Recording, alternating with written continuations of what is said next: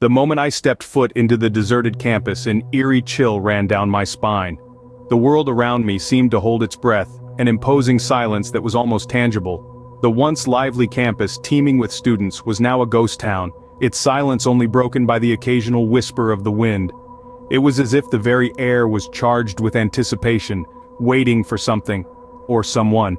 The buildings, once grand and imposing, now stood vacant and lifeless, their darkened windows like the empty eyes of a skull. The atmosphere was thick with an unspoken dread, a sense of unease that clung to every brick, every blade of grass. And yet, amidst this desolation, there was an uncanny feeling that I wasn't alone. It felt as if unseen eyes were tracking my every move, watching, waiting. Little did I know my gut feeling was right. I wasn't alone. As I ventured deeper into the campus, the sense of being watched grew stronger. The college, once bustling with life, now lay eerily silent. The only sounds to be heard were the distant hum of flickering lights and the occasional creak of a door opening on its own. It was as if the very walls were alive, aware of my presence. The air was thick with an unseen presence, a spectral entity that seemed to follow my every step. Whispers among the students told tales of a ghost, a lingering soul forever bound to the campus. He was, they said, a former student who had met an untimely demise. The stories varied, some filled with sorrow, others with dread, but they all had one thing in common: a name. Ethan, they called him, a name I would soon learn that held a chilling tale. Ethan, as I discovered, was not just a ghost. He was a tragic tale of unfulfilled dreams and a life cut short. Ethan was once a vibrant young man with dreams as lofty as the stars. He was a student at the college filled with aspirations to make a difference in the world. Ethan was a lover of literature, an aspiring writer who spent countless nights hunched over his typewriter, crafting stories that would transport his readers to worlds unseen. His passion was palpable, his talent undeniable. But Ethan's dreams were snuffed out in an instant, his life tragically cut short in the prime of his youth. The details surrounding his untimely death were shrouded in mystery. Some whispered about a secret society, others about a forbidden love. The truth, however, remained elusive. The only certainty was that Ethan's life ended abruptly and tragically, his dreams left unfulfilled. In death, Ethan became a specter, a haunting presence in the college he once loved. His spirit was tethered to the place of his dreams and demise, his essence imbued within the very walls of the institution. He was a ghost, yes, but a ghost with a story, a past, a name. As I delved deeper into Ethan's past, the paranormal activities around me intensified. Objects moved without being touched, whispers echoed in empty hallways, and an inexplicable chill pervaded the air. The once familiar surroundings of the college became a landscape of fear, each corner a potential source of fright. Ethan's presence was not malevolent, but it was certainly unsettling. It was as if his spirit was crying out, yearning to be heard, to have his story told. I could feel him around me, his spectral presence an undeniable reality, his silent whispers a haunting melody in the dead of the night. Ethan's presence was growing stronger, and with it, my fear. I knew I had to leave, but I was about to leave when I felt a cold hand on my shoulder. I turned around, and there he was, Ethan. The temperature in the room dropped as if winter had descended upon us in the middle of spring. I could see my breath, each puff a testament to the terror that seized me. Ethan, the ghost who had been haunting the college for decades, was standing right in front of me. His form was translucent, shimmering in the dim light. He was dressed in an old-fashioned suit, something you might see in a black and white photograph from the early 20th century. His face, once handsome and youthful, was now marred by an expression of profound sorrow. His eyes, however, were the most terrifying. They glowed an eerie, unnatural green, piercing straight into my soul. It was as if he could see every secret, every fear, every regret I had ever had. His voice was chilling, echoing around the room with an ethereal quality. "You can't leave," Ethan said.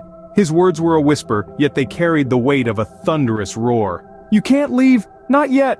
I could feel my heart pounding against my chest like a desperate prisoner trying to escape. Panic welled up within me, threatening to consume me. I had to get out. I had to escape.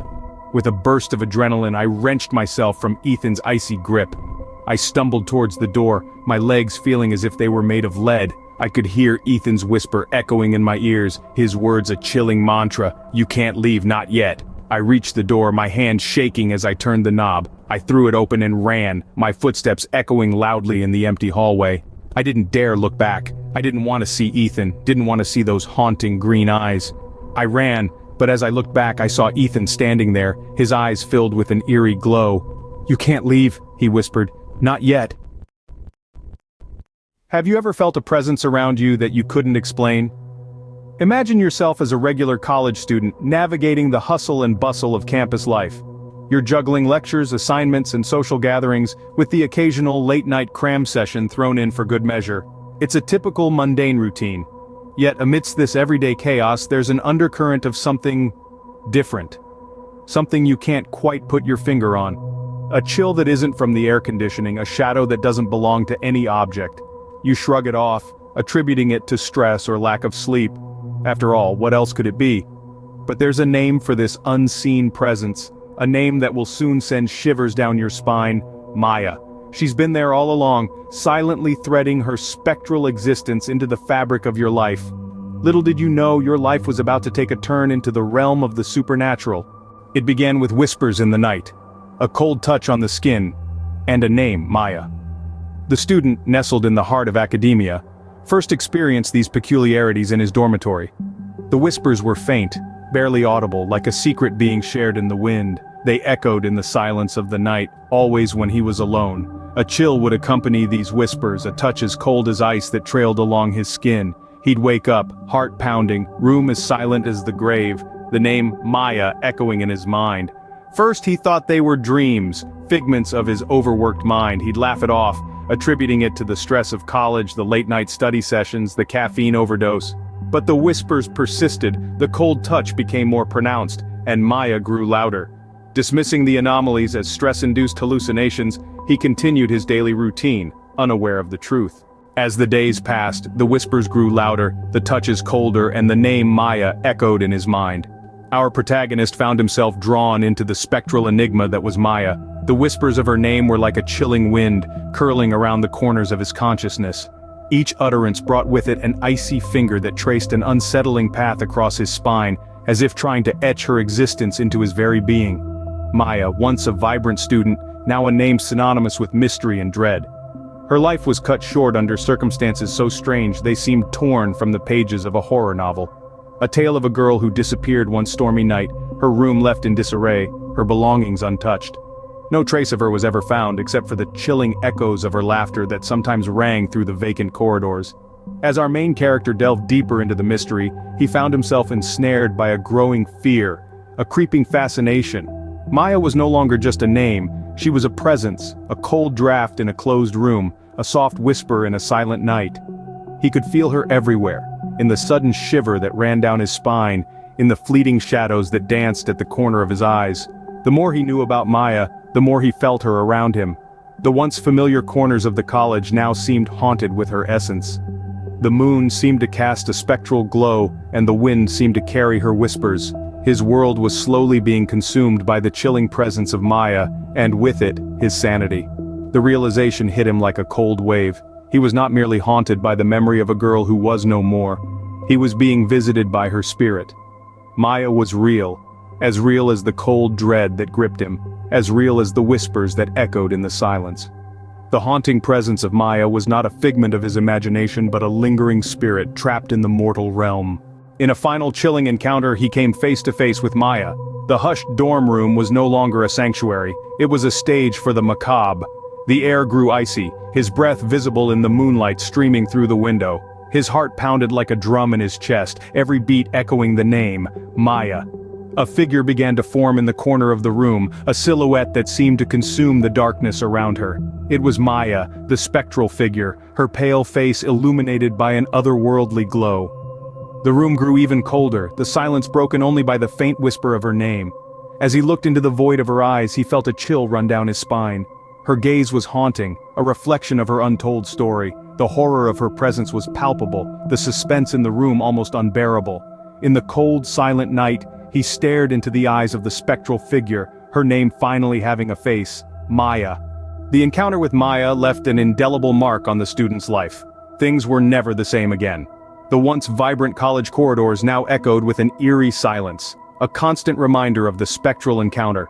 His footsteps through those halls were now hesitant, each shadow a haunting reminder of Maya.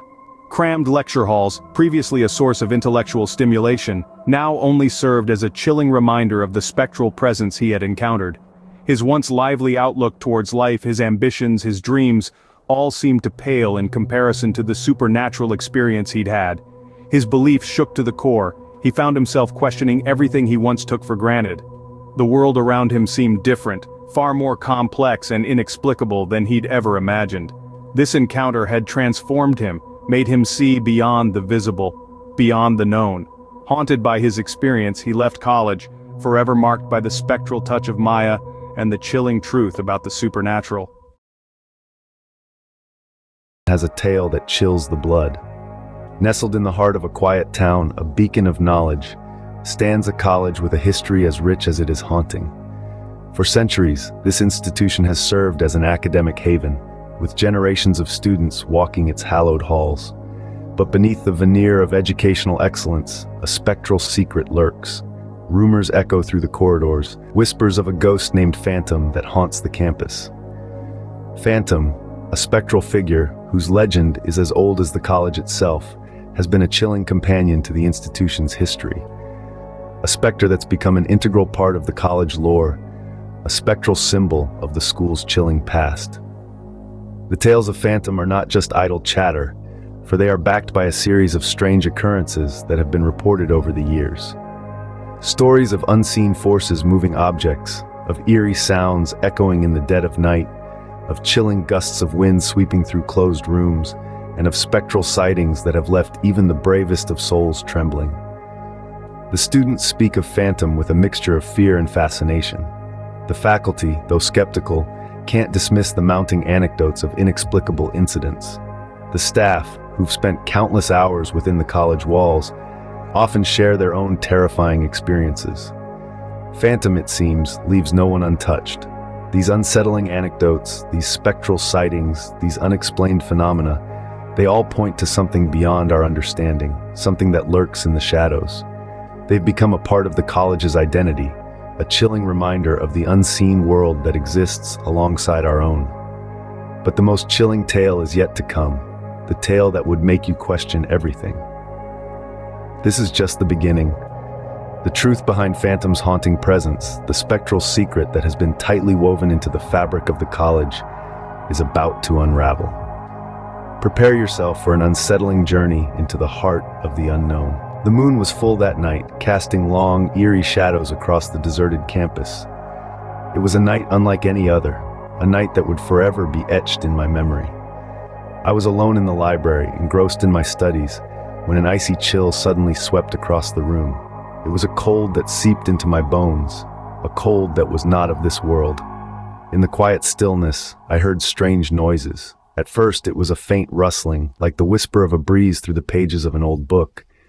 Then came the soft, rhythmic tapping, as if someone or something was trying to get my attention. I tried to shrug it off, to convince myself it was just the wind or the old building settling.